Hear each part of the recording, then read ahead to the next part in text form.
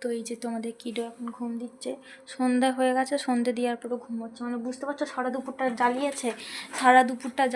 আর আজকে একটা এরকম কাণ্ড হয়েছে, ও ঘরের মধ্যে প্লাস্টিক খাচ্ছে ছিঁড়ে ছিঁড়ে, ঠিক আছে, আমার মানে প্রয়োজনীয় জিনিস।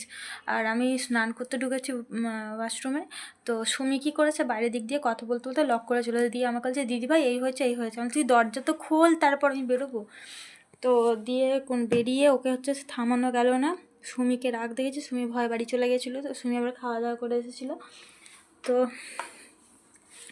এখন যেটা হয়েছে কি, আমার পুরোনো কোম্পানি থেকে নোটিশ মানে করেছে, ওদের গ্রুপে তো আমি আছি, তো সেখানে গ্রুপে দিয়েছে যারা যারা পুরনো এমপ্লয়ি আছো তারা আবার জয়েনিং করতে পারো, কিন্তু আজকে রাতে কালকে, মানে হয়তো 2-3 মাস করবে, তারপরে বের করে দেওয়া হবে। যাই হোক, তো এখন ঠিক করতে পারছি না কী করবো। কালকের মুহূর্তে তো এখন যেটা দেখছি সেটা হচ্ছে মেয়েদের নিচ্ছে না, ছেলে অনলি নাইটের জন্য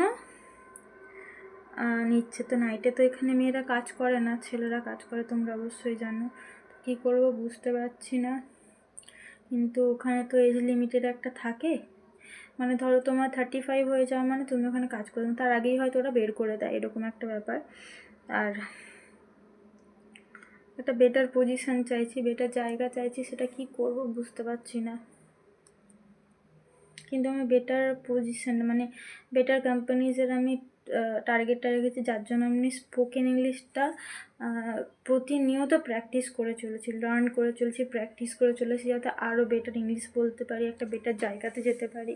কোনটা ভালো হবে সেটা তোমরা কমেন্ট করে বলো।